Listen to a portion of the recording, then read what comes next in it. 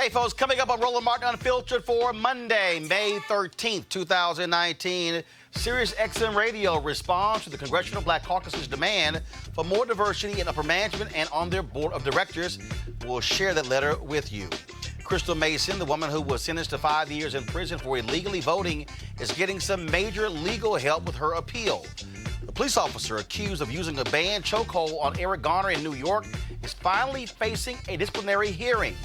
The woman who tried to get a Metro worker fired in D.C. for eating on the train got fired from her book publisher for not minding her own damn business. We'll tell you about that story. Plus, in Memphis, Martavious Banks, the man who was shot by police, has been indicted, but the cops involved won't be charged for shooting him.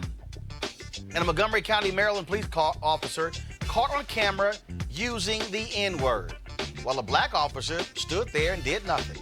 It's time to bring the funk on Roland Martin Unfiltered. Let's go. He's got it. Whatever the miss, he's on it. Whatever it is, he's got the scoop, the fact, the find. And when it breaks, he's right on time and it's rolling. Best believe he's knowing.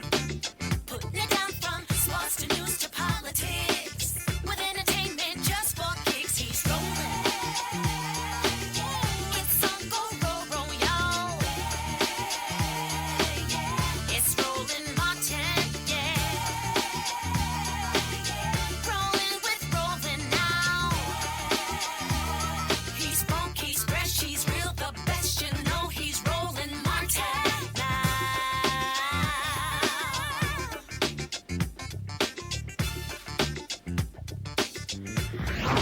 Martin. Last month, the Congressional Black Caucus sent a letter to Sirius XM Radio blasting them for the lack of African Americans on the board of directors and in upper management. The letter was signed by members of Congress Karen Bass, as well as Barbara Lee and G.K. Butterfield. Sirius XM Radio responded saying that diversity and inclusion is a priority for the network. Now, in their letter, which they laid out, they talked about a number of issues. First of all, it was a fairly lengthy letter. Now, they said that it was a priority, but okay, what else? And so I found the letter to be quite interesting. The letter was signed first and foremost by the CEO of Sirius XM Radio, James E. Meyer. Now, he writes here, diversity has been a cornerstone of our success. We benefit every day from diverse perspectives. Over our 20-year history, we've created thousands of jobs for people of every race, color, nationality, and sexual orientation, and have invested hundreds of millions of dollars in communities and neighborhoods of color, including Oakland, California, Pandora's headquarters, Washington, D.C., XM's headquarters in Atlanta, Georgia, our newest Pandora flagship office. Now, again, in this particular letter, they also talked that they have adopted the Rooney Rule. And of course, this is what the letter says. As you know, the Rooney Rule requires teams to interview minority candidates for head coaching and senior football operations openings. This policy is plainly and prominently stated in our public filings with the Securities and Exchange Commission.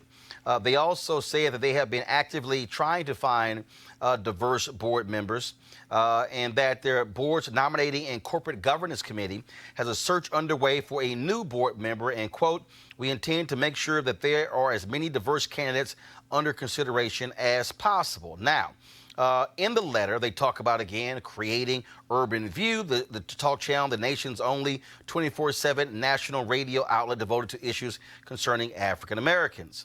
And again, talking about building a diverse workforce, but nowhere in here have they said what they're doing when it comes to hiring African Americans in the upper echelon. Now, what was interesting is that there are folks who always say that, well, you know what, I don't know why you make a big deal out of this, but the reality is when you look at who is making the decisions when it comes to not only the content, but also the jobs and the hiring, we want to make sure that black people are in those positions. This is also, so the CBC should be holding them accountable. One of the things they've been talking about is the importance of diversity as well. And so one of the things that we've also been dealing with, of course, is I'm Vice President for Digital for the National Association of Black Journalists. We also have been holding folks accountable, whether it's CNN, whether it's ABC, whether it's NBC, meeting with all of these companies, demanding to know when it comes to their hiring. And so I want to talk about this right now with my panel. Right now is Cleo Monago, socio-political analyst and activist, Robert Patillo, civil rights attorney. He joins me via Skype. Robert, I'll start with you. The CBC is using their clout, now the Democrats control the House, to call these companies out. They have created, Congresswoman Maxine Waters has created a subcommittee dealing with the issue of diversity, holding these publicly traded companies accountable and these corporations for issues of diversity. To me, and I'll go back to Maynard Jackson. He had the 3 Bs, the ballot, the book, and the buck. Understanding how you use political power to impact economic power. That's exactly what the CBC is doing. Absolutely, and the CBC is serving one of their crucial roles, which is the role of oversight over these corporations. They use the public airways, they use our satellite system, they use infrastructure paid for by all taxpayers, and because of that, they need to be held to the same standard as other companies, ensuring minority inclusion and diversity. It's not enough to have a hip-hop station. It's not enough to have a talk station. We want to see who's on your board of directors, who's in your upper management, what is your pipeline issues, how are you reaching out to black colleges and high schools to ensure that you do create a situation where leadership in the future is more reflective of the audience and not simply old white guys sitting around making money off of black music, which is how things have been for the last century and a half. Let's move the ball forward. The CBC is doing exactly what they should be doing. Cleo, this is about, again, how you use power and to effect change. And so the CBC should be doing this. Yeah, I'm excited about this. As I said when we talked about this before, this is revolutionary. It might not be apparent to a lot of people that it's revolutionary because we haven't had this conversation before, and people have been accepting the lack of diversity in the background, or they assume because Don Lemon or whoever is on TV that everything is taken care of in the background, that there's black folks in charge. We really don't realize that they're just talent. So I'm really excited that the CBC is doing this, and I'm eager to find out what the CNN's going to do. I've been listening with bated ear to see if they're going to make any changes based on the... They've done nothing. Well, I figured they weren't going to do They've done nothing. But I think it's important to figure out or to realize why they're not going to do anything, at least from my perspective. The media is used to push an agenda. It's used to create thought, group thought, national thought, citizen thought, and it's used to make people think a certain way. And white people benefit from those campaigns, so they're not willing to give up what they've used to control us. I mean, you might have seen the heightened of disproportionate interracial couples that are outnumbering black-on-black couples in the press. There's an agenda there from my perspective. So this is great. Hopefully, both the CBC as well as CNN and Sirius follows through with some kind of transformation. However, I'm concerned about tokenism. And Robert, I keep explaining to people, this is about quarters of power, not just at those companies, because other companies, when they're looking to hire people, they're looking at who's in the pipeline, who's in the chain. So if you are an executive vice president one place, you're being considered to be a president or a CEO somewhere else. Well, if you never get a chance to do that, you'll never be able to go up the chain of command. Well, it's kind of like the Rooney Rule in football. And they instituted this rule about a decade and a half ago, where even if you're not going to hire a black coach, you at least need to interview a black coach and a black person for that front office position, because it gets that person in front of those audiences, gets you into those corridors of power. It puts you in a position where maybe you don't get the job for the Steelers this year, but you might get the job for the Dolphins next year. And we have to do the same thing in corporate America, because many of these corporate boards, I spent years with the Rainbow Push Coalition, the Reverend Jackson and Janice Mathis in the Atlanta office, analyzing corporate boards, analyzing what they do. And it's very easy to put a smiling person of color out front to be your spokesperson, but when it comes down to making the decisions, deciding who's going to be your supply chain, what minority contractors you're going to be in, what are going to be the minority set-asides in your business, what's going to be your future diversity plan, there is often no plan for that. And we see that this is not simply a giveaway to the minority community. This is beneficial for the corporations also. A couple of weeks ago, Ancestry.com released a commercial where they had a slave owner running away with a slave, and no black person was in the room to tell them that was a stupid idea. So you need to have people there who can check you on the fly to make sure you don't get into these corporate faux pas. But you both have referenced power, and that's what I'm saying here. They're not interested. I mean, Roland already said that CNN hasn't made any moves yet. This is serious, y'all.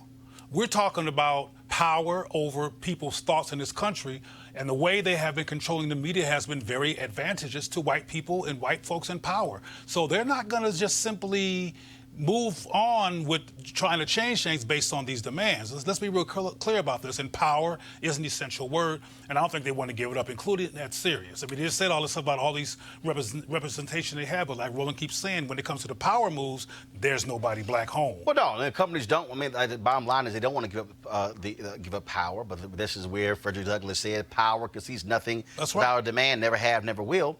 And so our job is to make those demands. And so what the CBC doing to me is critically important.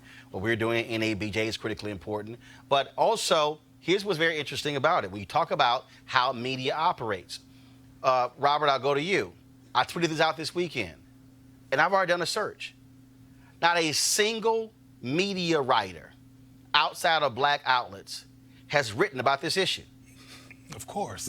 I'm talking about Politico, nothing. Of course. NBC media writers, nothing. Huffington Post, nothing. Wall Street Journal, nothing. And so you have all these people out here who are covering media, and none of them have written about the CBC. I've posted the full CBC letter. Nothing. Nothing at all. And that's also part of the deal. This is also why media does not like when others call them out. And so these media writers are doing the bidding of these companies, and that's the game they're playing. Just like I tweeted Howard Kurtz and said, how is it that Howard Kurtz has said nothing? He has a media show on Fox News. Brian Stetler has a media show on CNN. They've said nothing about what the CBC is demanding from Sirius, and they have said nothing about NABJ calling out CNN. Media, white folks in media protecting white folks in media, Robert.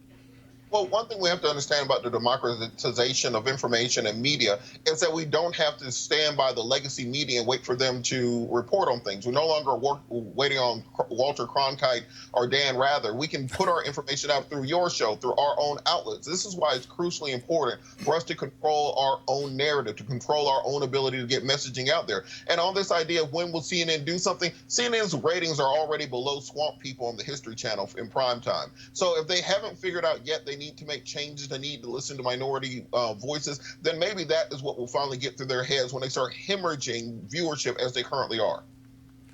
Well, it's true that we should have independent black media. I support it. Every chance I get, I'm involved. However, we also need to hold accountable the white supremacist agenda and the benign behavior of these people in these power positions that control major thought in this country. They control why we get killed by the cops. They control why we're criminalized. They control divisions between black men and women. They control how we see communities that are black and how we dismiss our own value as a people. They have huge impact and need to be held accountable, and we need to hold them accountable until they do something, as opposed to what they hope we do. We just go quiet, go away, not say nothing, and then we finally change the topic until there's a new sensation in the press, which is what keeps on happening, by the way. Well, one thing I won't be going quiet, and again, by being able to control the platform, then they can't tell you what to say and what not to say. All right, folks, let's go to our second story. The Leadership Conference on Civil and Human Rights, they have sent a letter to all United States senators encouraging them to oppose the confirmation of judicial nominees who won't state that Brown versus Board of Education was correctly decided. There's a list of 27 pending nominees. This week marked the 65th anniversary of Brown versus Board of Education. And Robert, we have seen numerous individuals who have come before the Senate Committee, and they won't say that Brown was correctly decided. Now, there's this whole deal of I don't want to, go on record as answering specific questions, but damn, if you can't say that Brown was correctly decided, you have no business being on the federal bench. All right, let me bifurcate my answer real quick. So the first part is going to be the legal analysis of this. What many of the judicial nominees are saying is that because you are asking them to rule on something speculatively, because you're asking them to give their decision on something, that can be used in oral arguments or in Supreme Court and amicus briefs in the future, quoting back to their Senate testimony during their confirmation hearing. But they're not ruling. They were specifically asked, do you believe that Brown versus Board of Education was correctly decided, which ended segregation in schools? That's the case. And as I said, I'm giving you their rationale for why they are not answering that, because they don't want to be held to an answer in the future on these issues. What? What's the answer they're being held to? Yes.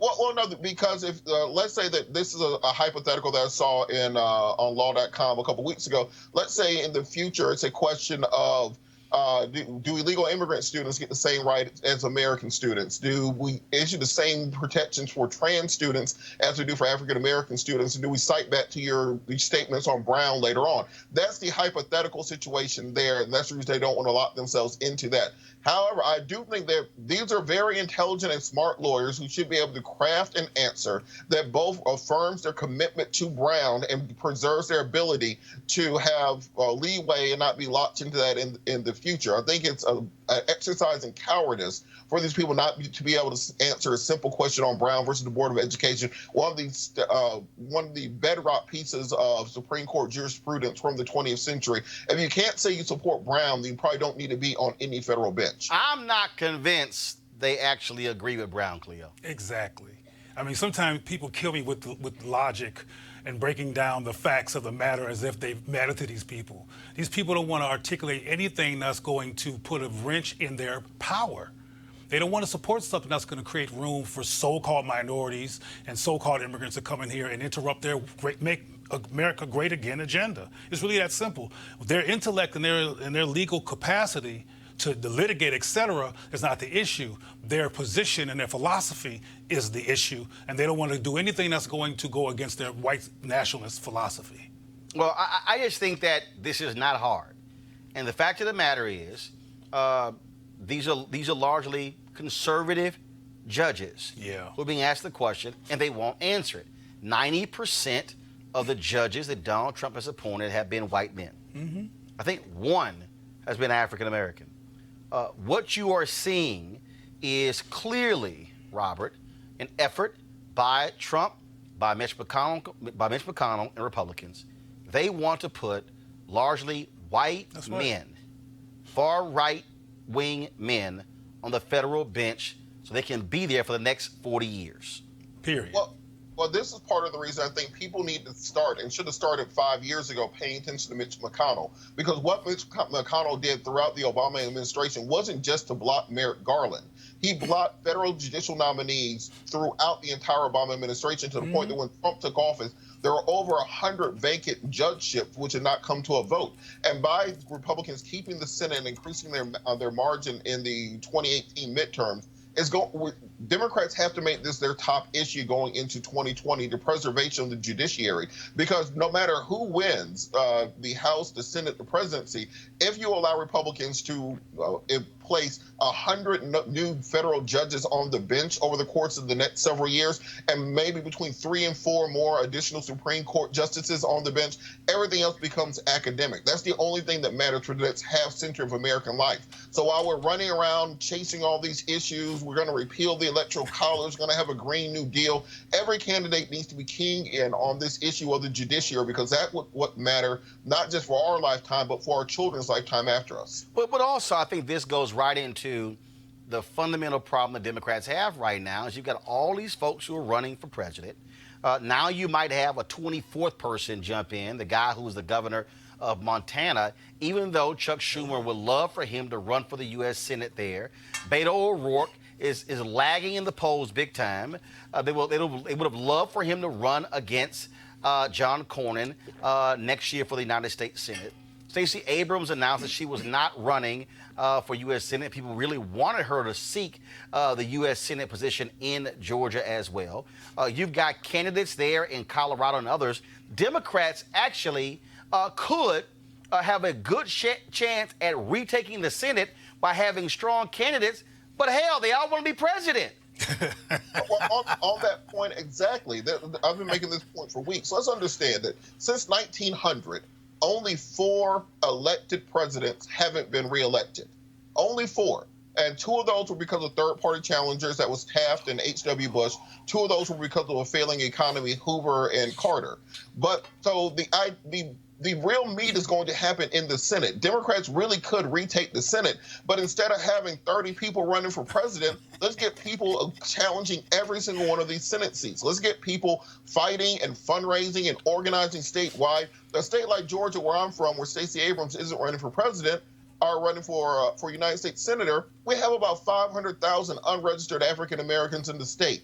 Take the time between 2018 and 2020 to get as many black folks registered, as many young people registered as possible, and then get your candidates out there and run on a platform that can win. It seems like they don't want to win. It seems like they don't want to actually be able to govern, because regardless of who the Democratic nominee is, regardless if they're elected, if Mitch McConnell has a 60-vote majority in the Senate, you're not getting anything done, including Supreme Court, including judiciary, including regulations. You'll be a one-term, neutered, lame dunk president from the minute you're elected. That's where the real meat and potatoes happens at. Well, Joe Mott, Avis Jones, we leadership strategists. Avis, I want to ask you this question. Over the weekend, I saw a story where several CBC members were quoted as saying they would love a Biden-Kamala Harris ticket.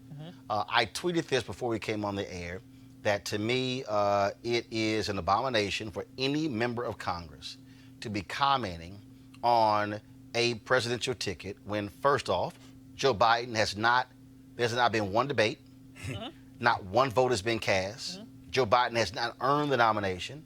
Senator Kamala Harris has not lost the nomination. And so why in the hell is it this whole discussion now about, well, she would make a great vice presidential candidate, when the fact of the matter is, yes, Joe Biden is leading in early polls. This is May. A whole hell of a whole lot could happen over the next 6-7 months where this whole thing could be flipped. Yeah, absolutely. I mean, it's the poverty of low expectations. I mean, and I say that because, as you mentioned, Kamala's not running for vice president. That's right. She's running for president. And it's really a little condescending, I would argue, to sit here, because people were doing the same thing with Stacey, too. Why isn't it, well, hey, wouldn't it be great to have a Biden-Abrams ticket? And she came out and said, hey, I'm not running for second place. You know, so it really is condescending. It's not strategic. But let's also think historically speaking, right? So when President Obama was first running as senator, the CBC wasn't behind him. He had to prove it, and that's fine. Every candidate has to prove it, right? He proved it by winning the first primary. Well, no, he had some CBC members who were backing him, but not the vast majority. And here's the deal, though, because CBC members had long-time relationships with Hillary Clinton. Absolutely. Hell, And the reality is, the majority of the black voters weren't even polling in his favor. So, you know, we're very early in this process right now. We have plenty of time. And I have to agree with the previous sort of argument that I think this is just absolutely ridiculous that the Democrats are not being strategic and thinking, why is everybody and their mama running for president? No, actually they are. No, seriously. Senator Chuck Schumer and Tom Perez are. The problem is you got all these arrogant white guys who all think they can be president, Cleo. And look, we're already seeing Beto O'Rourke is talking about restarting his campaign. Dude, you on the cover of Vanity Fair. You got all this coverage, and you're hovering around 2%. How about this is the reality? Sorry, you ain't it. This guy from Montana, he's trying to hop in. I'm like, really? Where the hell are you coming from? And then we get this whole idea of, which I still believe it is insulting, electability. Because this whole notion that, well, look what happened to Hillary, a woman can't beat Trump. Trump only won by 77,000 votes. He lost the popular vote. A woman did beat Trump.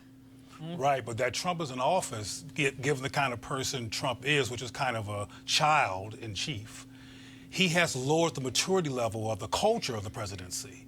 So people are like on the high school or junior high school field with their marbles. Everybody wants to play marbles. Everybody wants to get in there. And it's become, from my perspective, almost an adolescent joust as opposed to a serious strategy to win the White House in powerful ways.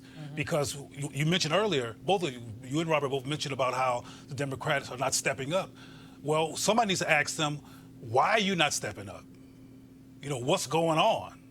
Ask whoever's... They all actually, I'm telling you, all these white guys actually think they could be president. Well, why shouldn't they? He's been president. Senator Chuck Schumer has been, he leaned on O'Rourke. Don't run for president, run against Cornyn. He did. He leaned on this guy in Montana. he's leaned on the guy in Colorado. I mean, he's like, and They they're want sitting white there. men to run. They want white men to run. Right, and which brings me, right, I want to bring this up. So Politico has this story up right now. It's called The Epitome of Privilege, Booker Supporters Seethe Over Buttigieg Mania. The two presidential contenders boast some of the same credentials, so why is Mayor Pete getting all the attention? Now, first of all, Robert, let's just be real clear, okay? Media loves new, okay? Here you got a mayor of a small city who's gay, who's married, and he speaks, I don't know how many languages. Media loves what's new. So this is no shock. But here's the flip side, and I ain't got no problem saying it. Senator Cory Booker has not elevated his game. That's true. Well, on that point, I agree with you completely. And this whining to the refs thing. And I'm sorry about you, Houston Rockets, but what they did the first game was whine to the refs. Robert, who's your team? Man, we rebuilding. Robert, who's your team? Here we go. Robert, who is your team? Atlanta Hawks. Did y'all make the playoffs? No, we ain't made no Shut playoffs. the hell up then. But we digress. Yeah, you're right. I advise you, don't bring up the Rockets if your punk-ass team did not make the playoffs. Now move along. The point is, go ahead. It's your fault, The point Robert. is, when you have Cory Booker whining to the refs, talking about privilege, and why ain't you paying more attention to me? On the policy front, Elizabeth Warren is killing the whole field. Sorry. On the That's right. excitement front, you got Mayor Pete killing the field. There's no mandate for Cory to run. There's no constituency behind him. I don't know what his true issues are that he's running on. I should be his natural demographic that he's appealing to. I can't tell you nothing about him. But the fact is, there's still 8 white guys who are polling lower than him. So instead of crying and whining about white privilege and why do they like Buttigieg, figure out what you can do to set yourself apart from the rest of the field and quit trying to work the refs. That's what you think he's doing. Well, here's the deal. I do concur with the amount of attention these white boys are getting over women in the race. If you look at, yeah, absolutely. Elizabeth Warren is dropping policies like Tupac was dropping mixtapes. I mean, it's just constant. And so, yeah, Harris is trying to vie for it as well. And again, because we have to also understand the dynamics here. And that is what you have here. You got mostly white boys who are in media. Most of the people who cover politics are white boys. Okay, that's what's going on here. So we can't just deny the reality of what's happening here. But I think we have to be real about what we're facing here in terms of media. And yeah, Buttigieg is getting all this attention. I don't understand why. And sure, he's out there raising money. But again, getting lots of attention is one thing.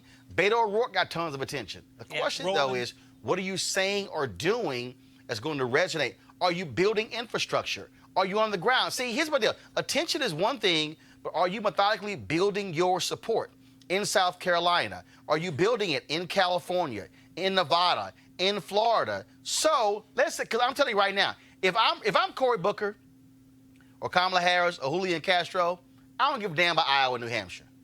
I don't. Damn. No, I don't give a damn. Because the reality is... Didn't they help Obama? Huh? Didn't they help Obama? Well, no. First of all, 2008 was totally different. So let me walk folks through. Here's the deal. True. So Iowa was 90% white. New Hampshire is about 94% white. The reality is that's not how you're going to win. Okay? So second of all, I can also concede those states. By the time Iowans vote in the first caucus, California would have already started early voting. So if you're running, you can say, you know what, y'all can spend all your time in Iowa. I'm going to go over here. And then you can look. I remember the year Rudy Giuliani ran, and of course, he waited till Florida. It was the dumbest decision in the world. But this year, the rules are totally different because of how they moved up. And so the old rule of when Iowa set the stage or sets the next stage up, even for Obama, that's now out. That's now out because how the rules have been changed, where really the first, I dare say, 6 to 8 states will determine who stays in the game. So you can pretty much skip Iowa and New Hampshire. You can focus on California, Nevada, South Carolina, and still do well. However, I can't talk.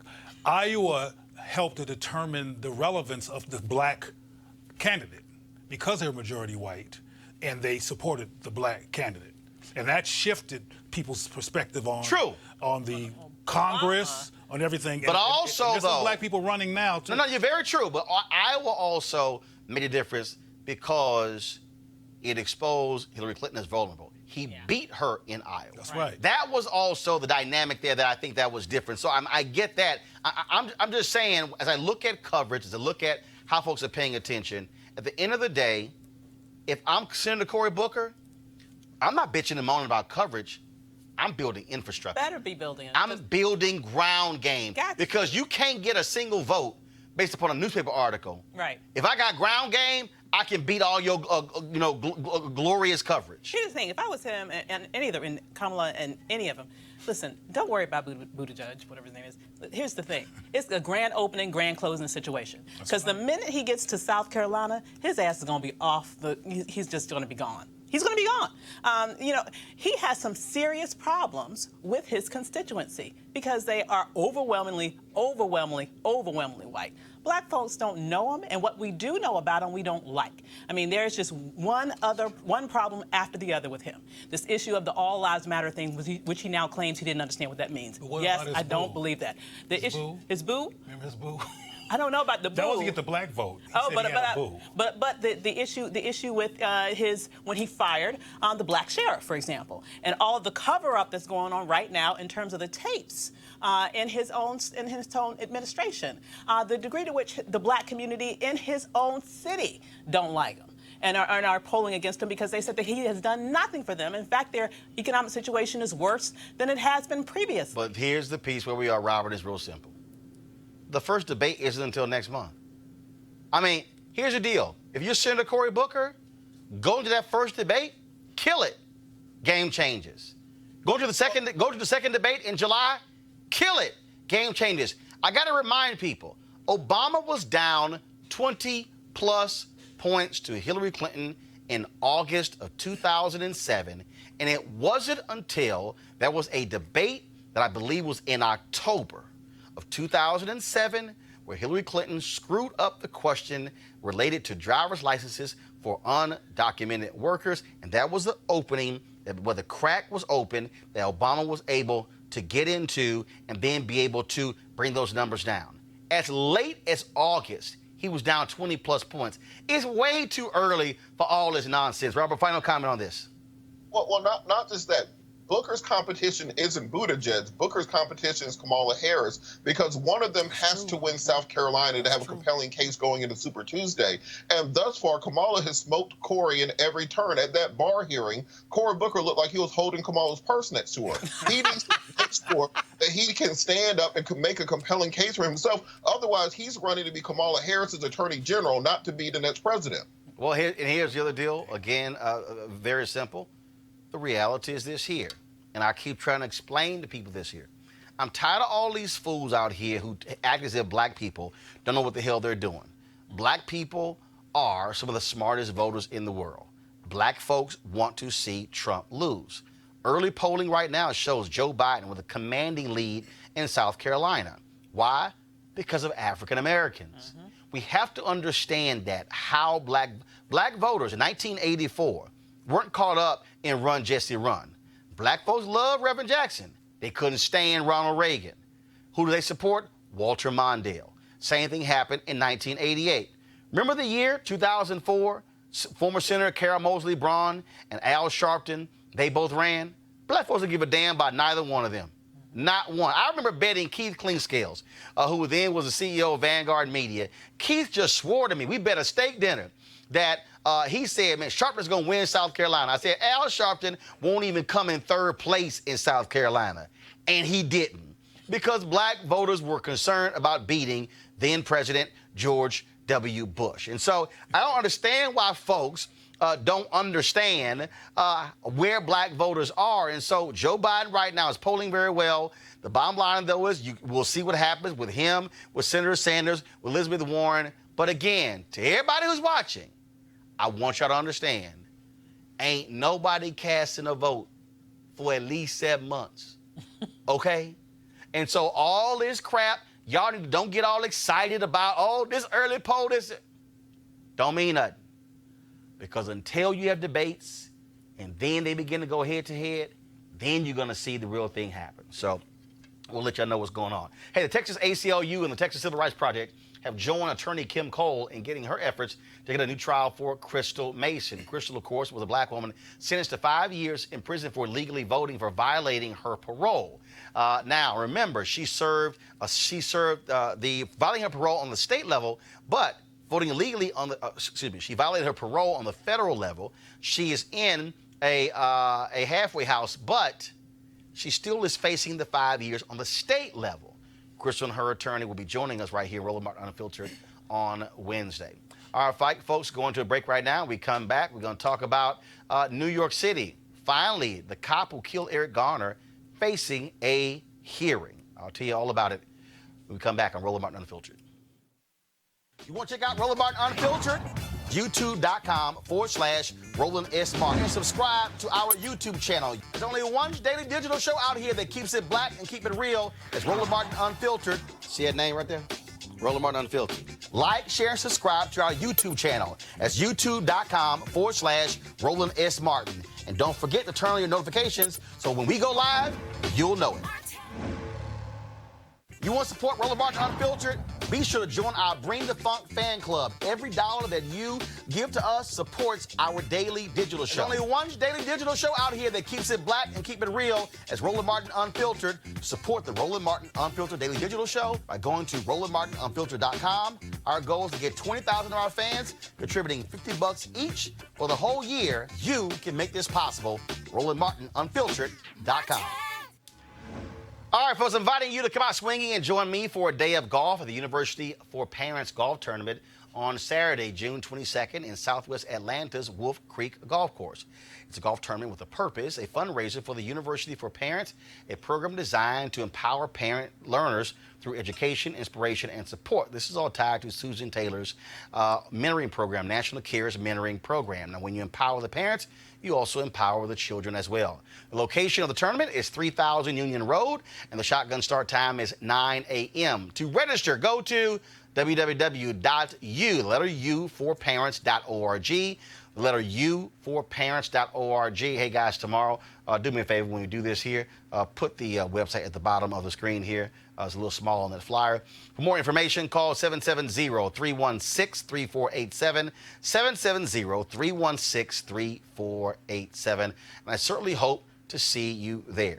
Folks, Officer Daniel Pantaleo, who was accused of using a banned chokehold in the 2014 death of Eric Garner, will finally face a police department hearing. Now, he's a plainclothes officer in the green shirt in this video. Roll it, please. Hold on. Don't touch him, please. The girl came over, gave us a bag of baby shit.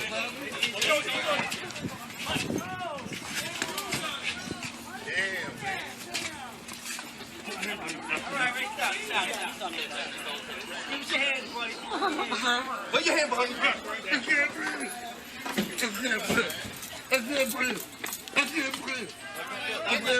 Now, Pantaleo and the police department have claimed that it wasn't a chokehold. We all have eyes. We saw it was a chokehold. Also, the medical examiner ruled it was a homicide. They tried to say, oh, no, it was his heart disease that contributed to his own death. Well, if he wasn't being choked, then he could have been able to breathe. Also, there was a protest this morning demanding that Pantaleo be fired. He has been on desk duty since Garner's death, but still getting paid for the last 5 years. And so we'll let you know how that's going. All right, folks, over the weekend, this thing blew up social media. Natasha Tynes is an author, was just about to get a major publishing deal, but she just couldn't mind her own damn business. She tweeted a picture of a black Metro worker eating on the train, saying, quote, "When you're on your morning commute and seeing a Metro employee in uniform eating on the train, I thought we were not allowed to eat on the train. This is unacceptable. Hope Metro responds. When I asked the employee about this, her response was, worry about yourself." Okay. The publishing house distributing her novel dropped her, and her publisher delayed the planned release of the book. The Metro worker did not face any action whatsoever because they also only have 20 minutes time to eat between going from one place to another. We'll go to you, Avis. First of all, the company that was going to distribute her book made it perfectly clear, black women read books. Hello. And they Yeah. are, so the distributor said, we're not distributing her book. They're now putting pressure on the publisher, also in her book deal. Times has now made her Twitter account private because she was getting lit up, and deservedly so. Absolutely. I mean, Black Twitter was on her like white on rice, no pun intended. It was absolutely poetic justice to see that. And I think really one of the things that people pounced on her about, not only because, quite frankly, this was none of her business and this woman was working, and you don't know her situation. She only had a few minutes to eat. You don't know how long she had been working, how much longer she had to work before she could get some food. People were upset because if you went to her Twitter account, she was publicizing the fact that here she is, a woman of color, and you should support women of color authors. And here she is trying to get another woman of color, a black woman specifically, fired. That's the whole point of that tweet. Let's just be very real about that. So the hypocrisy of that, I think, is something that people pounced on, and I'm glad that her publishers and her distributor reacted in the way that they did. Robert, it was pretty funny, again, seeing the reaction. I mean, it was swift, it was fierce. She deleted the tweet, said she apologized. Oh, but it was a little too late. Well, one thing that people need to understand, we're a couple of decades into the social media world. We should all understand now how these things work. You're not the first white woman or the first woman to try to bust out black folks for no apparent reason. Mind your business. She wasn't tearing up the train. Plenty of things happen on the metro that is worth a tweet. Someone eating their lunch is not it. I'm glad she learned her lesson. Hopefully it's going to have long-term permanent ramifications, but I think the publisher and the distributor did the right thing. I think the best thing she can do is find that worker and take her out to lunch and apologize for what she did. And in fact, I would advise that, Cleo, because she needs some serious reputation fixing going on right here. And again, here she was dogging this worker about to affect her money. Now, Natasha's book deals about to affect her paper. Well, clearly she didn't know all this was going to happen. All she knew was that a black woman was eating, and how dare she eat.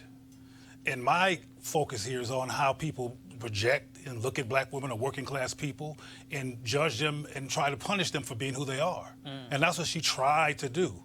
So I'm glad that she got what she deserved, and we'll see who does publish her book. But sister, keep on eating. Eating is important. It is. All right, folks, let's talk about this next one. The Montgomery County Maryland Police Department says it is investigating a white female officer after she was recorded on Instagram Live and on her own body camera using the N-word while talking to a group of black men. Y'all, check out this crazy-ass white woman. Got a whole bunch of paperwork. Hey, you want to get out of here fast, right? So if we have more people, y'all niggas been trying to something. You want to get out fast. Racist ass bitch. No, that's the one. I bet she ain't had that badge on. She wouldn't call us no niggas. Oh, yeah, this took place outside a McDonald's restaurant in Silver Spring, Maryland, where, according to Montgomery County Police spokesman Captain Thomas Jordan, 4 African-American men were originally approached by an officer for loitering and trespassing. Now, cue up the tape again, because I want y'all to see there's a black cop standing right there who's writing. He don't say a damn thing. Press play. Got a whole bunch of paperwork. Hey, you want to get out of here fast, right? So if we have more people, y'all niggas been trying to something. You want to get out fast. Racist ass bitch. No, that's the one. I bet she ain't had that badge on. She wouldn't call us no niggas.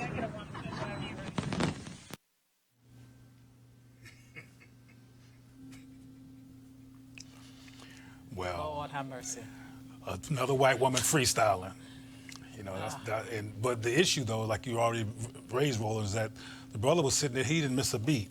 Right, he just sitting here, like, filling the report out. Just like when a brother or sister's being harassed by cops, beat, lied on, killed, some of them show up and co-sign the ticket. So, you know, I'm mixed about this. Obviously, I'm against the N-word. I don't use the N-word, but the N-word is so part of our culture, and she probably was thinking of a song she heard that morning on the radio. Who knows? It's wrong. So don't get the impression from me that I'm saying it is right. Right.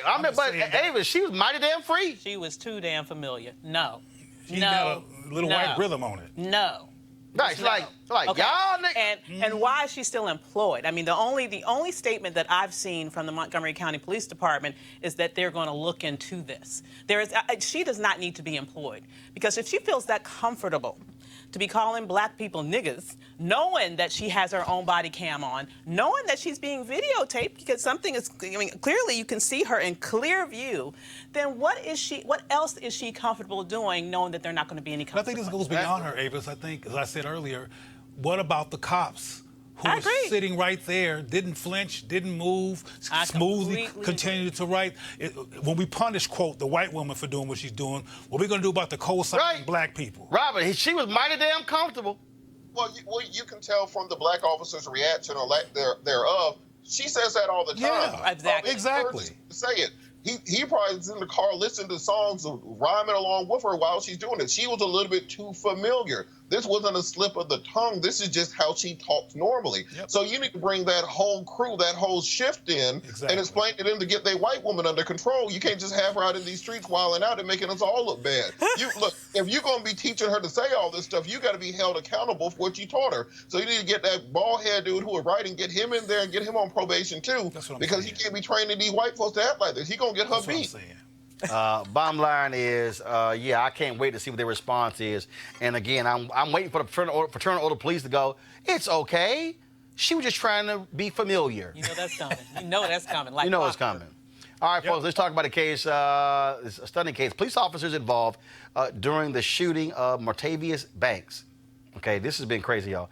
Have been cleared of criminal charges. Now, Banks was shot by Memphis Police Department officer in September. The officers involved in the incident did not have their body cameras turned on during the incident. In fact, they were turned off. Banks is up on charges of intentionally evading arrest in a motor vehicle with risk of harm to others, unlawful possession of a weapon, driving while license suspended, revoked or canceled, and reckless driving. It's really, Robert? So the brother gets shot. They happen not to turn the cameras on, and now he's facing charges.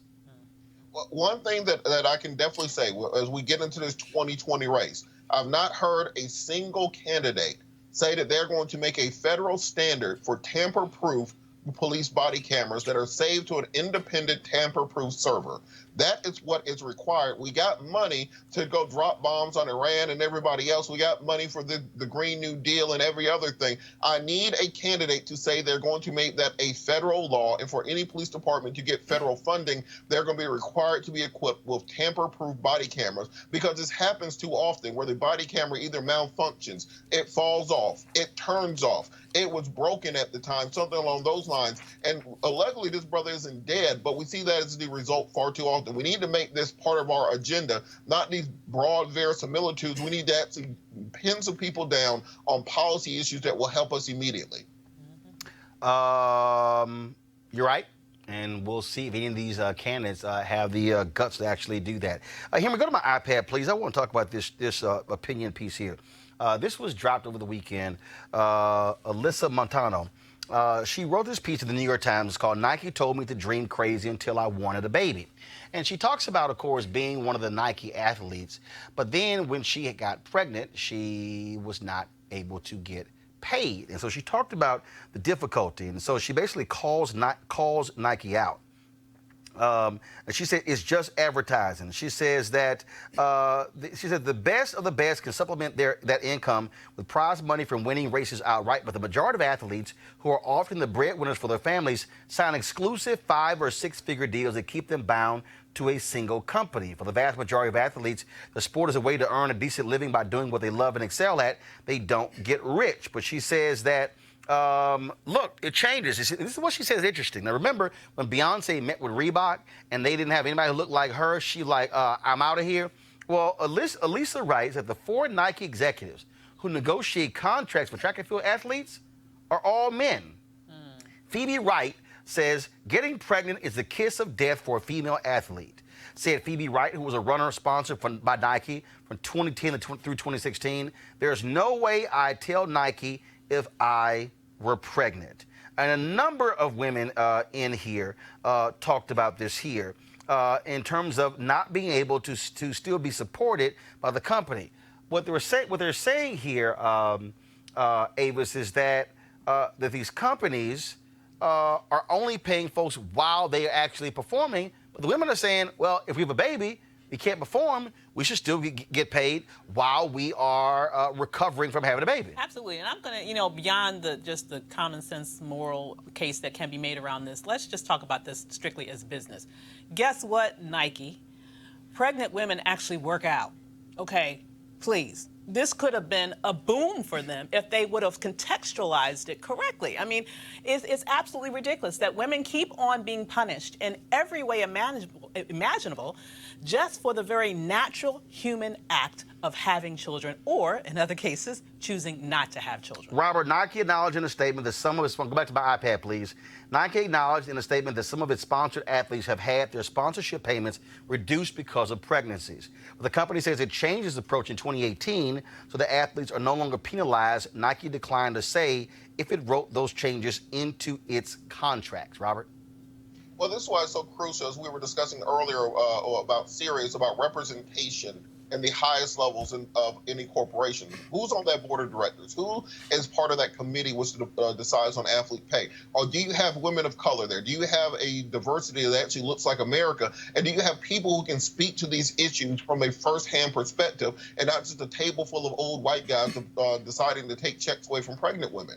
We got to make sure that we hold these committees accountable. The public face is wonderful. Everyone loves Jordans. Everybody loves getting a pair of LeBrons or wherever else. Let's make sure that the people behind that, the ones who are making billions, not millions, actually look like the individuals who are impacted, and that we have representation about in that decision-making process. Cleo, it says here that Montano, I remember in 2014 when she ran the United States Championship, she was 8 months pregnant when she was competing. And she was celebrated as the pregnant runner. Privately, she had to fight with her sponsor to keep her paycheck. Patriarchy is a bizarre evil. Why, this is almost a rhetorical question, but why would you punish women for carrying and giving life and being pregnant? It's just insane. It reminds me of so many other things that people in this country do that's just like paying teachers nothing who are in charge of the children's lives as they develop, and having a rationale for that, or not responding to it in a progressive way. This is strange. It's just bizarre that anyone would punish women for being pregnant. That's how you come here. We need people to be pregnant, and we need to affirm that.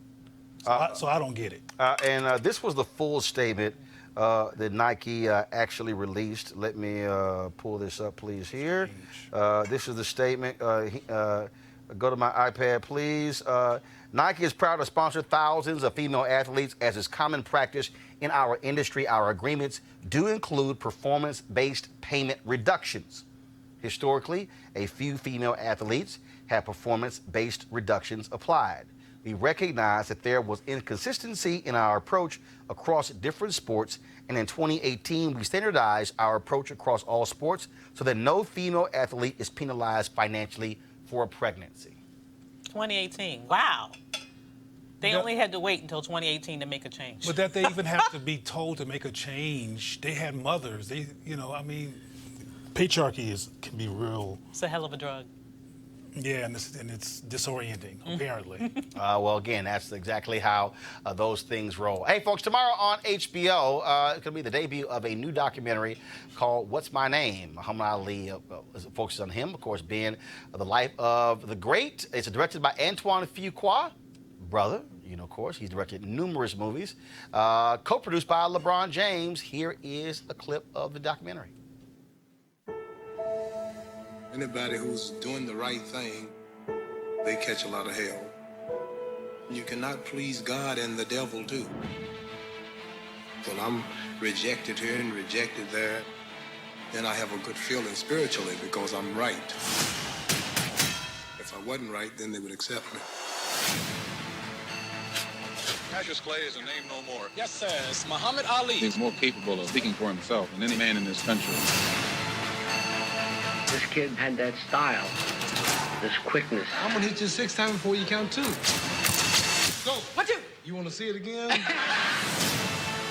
Boys in Vietnam are throwing away their lives. Mr. Muhammad Ali has just refused to be inducted into the armed forces. He got the title because the draft took my title. Well, I'm through. You won't hear no more about Joe Frazier. Here comes Muhammad Ali. I'm the boldest, the most creative, greatest fighter of all time. I'm out to conquer immortality.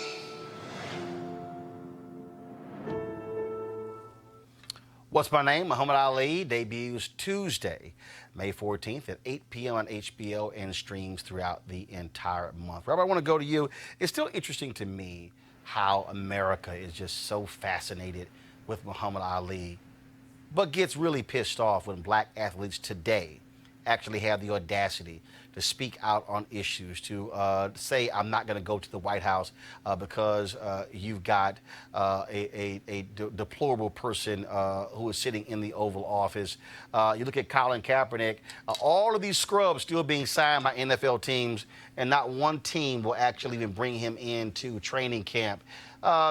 America loves to, again, lift somebody up, but they don't really like it in real time when black athletes speak up.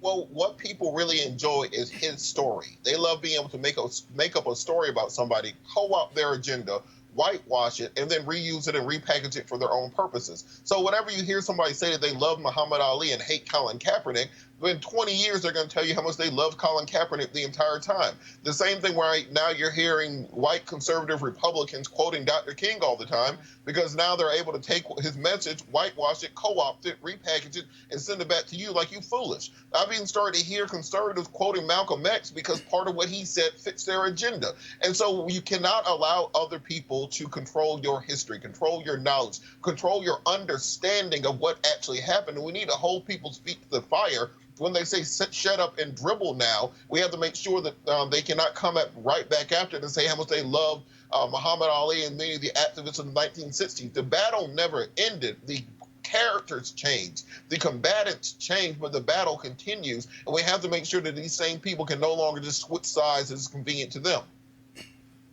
What you got here, Avis, is simple. And that is America wants to praise you after the fact. Mm-hmm. When you're going through hell, he was vilified. Absolutely, and he was exactly right in his own words in terms of when he was standing up by his moral principles and he was standing up with right.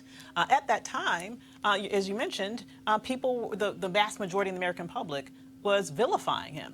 And as was just mentioned, it's when you have decades that go past, people can then pick and choose. And when he's, quite frankly, was unable to, because of his Parkinson, to really be able to verbalize his opinions as powerfully as he had in his younger years, his whole history had been whitewashed. And so, it's a pet peeve of mine that I do hear people who will, on the one hand, they'll talk about Muhammad Ali, they'll talk about MLK, but on the other hand, you're right, they'll castigate the very people in real time who are the people that those two men would have stood up for and been right beside if they were here today.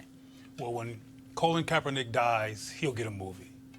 And my point is that when black truth tellers are alive, Muhammad Ali, Marcus Garvey, Malcolm X, Martin Luther King, they're vilified. When they can't speak for themselves, they become ghosts and legends, then we raise them up because they're not a threat anymore and they can't come back and re-articulate the power of their words anymore. And this is great that Muhammad Ali is being praised, but when he was alive, films like this should have been made. But this is the press that's controlling this. But also, the press won't allow these kind of videos to be made when the person's still alive. I also dare say that America loved Muhammad Ali the moment he could not talk. That's the same thing. Same thing. I mean, I don't care. Had Muhammad Ali not been affected by Parkinson's disease and was able to speak out on injustices. Exactly. Oh my God, they still would be throwing him under the bus. Like Kaepernick is being thrown now under the bus. Same thing. And that to me, Robert, I think is something that's important for us to always understand, that the reality is you say what needs to be said regardless of whether or not you're going to be loved, because righteousness is what should reign supreme. Yep. Well, there's an old African proverb that says a prophet is never honored in their own land. That's how our athletes, how our leaders often are. And during their own time, in their own country, they're not appreciated. They're demonized. Nobody loved W.B. Du Bois when he was alive. In the mainstream white America. Nobody had this level of love and respect for many of our leaders throughout the years. It's only once they can change their messaging for their own purposes. It's kind of like a bad preacher on Sunday. where he can pick and choose parts of the Bible to make his own story. He can go to Jonathan and say, win you, and then Ezekiel and say, give me, and then go to Luke and say, money, and then make the whole sermon about giving me money. That's how these people do with our leadership, where they pick and choose parts of what they say to bring out the point they're trying to make. We have to dominate our own education and our own history. Don't make Black History Month just February. Make it 365 days a year. Don't worry about the schools and McDonald's doing it. Do it for your own children, your own family, so they know the real story when they go into the real world. All right, then. All right, folks, I'm sitting here wearing this T-shirt this weekend. I flew to St. Louis to watch Tyler Perry's final Medea play. It's only they've been traveling since January. 112 sold-out shows across the country. St. Louis was jam-packed, sold out as well. They're going to be in Pittsburgh and New York this week. And so Tyler been hitting me up saying, hey, you got to come check it out. And so I appreciate him and a crew giving me the gift bag. And so I said, this is the first actually Medea play I actually seen. Had you seen any of them before? I've not seen a play. I've not seen any of his plays. Cleo? I have not been interested in Medea. Robert, had you seen any of them? I'm not going to watch no 6'5" man in a dress, but what if they were 6 feet? 5'9"? Then you going to watch? I love the studio and all the help they're giving to African-American films and movies and actors. I ain't watching no man in a dress. I tell you what, though, Medea plays made all that possible. And so I certainly had a good time, and I did. I mean, it's just true. I mean, look, at the end of the day, this is the second studio that he's built. And so that's actually what led to all of that. And so you got that 300-acre compound, which is major, there in Atlanta. And so, again, so it was great seeing David Mann, Tamla Mann, Cassie, all the folks who were in it. And so, again, St. Louis, it was great seeing all of y'all there as well. All right, folks, that's it for us. Be sure to support Roland Martin Unfiltered by going to RolandMartinUnfiltered.com. Every dollar you give joining our Bring the Funk fan club goes to support this show. Tomorrow, we're going to be on location from the Bible Museum here in Washington, D.C. There's a screening of a powerful new movie that's opening in June about Emmanuel 9. We will have some of the survivors on our show tomorrow. So we'll be broadcasting on location. I'm going to also be moderating a panel after the screening of the movie. We'll be live streaming that for you as well. And so you do not want to miss that tomorrow. And so only this show will be doing that, folks, which is one of the reasons why you need to support this. Black-owned, independent. We call our own shots, speak our own truth, and we ain't got to ask nobody for permission. And so please go to RolandMartinUnfiltered.com. Also, Friday, I'm going to be giving the commencement speech at Bowie State. It'll be the 18th college commencement speech that I've given. Looking forward to that. And so all this week, we're going to be live streaming. We're going to be restreaming, actually, a number of the other commencement speeches that I've given over the last several years. And so I did Virginia University of Lynchburg a couple of weeks ago. And so we're going to stream that for you right after this show ends. And so we had some fun ones. And y'all really going to enjoy this because, see, one of the things I can't stand when I do graduations, you know, like I appreciate that a brother who sang a song. I think it was Total Praise, one of those songs, but it was a little too slow for me.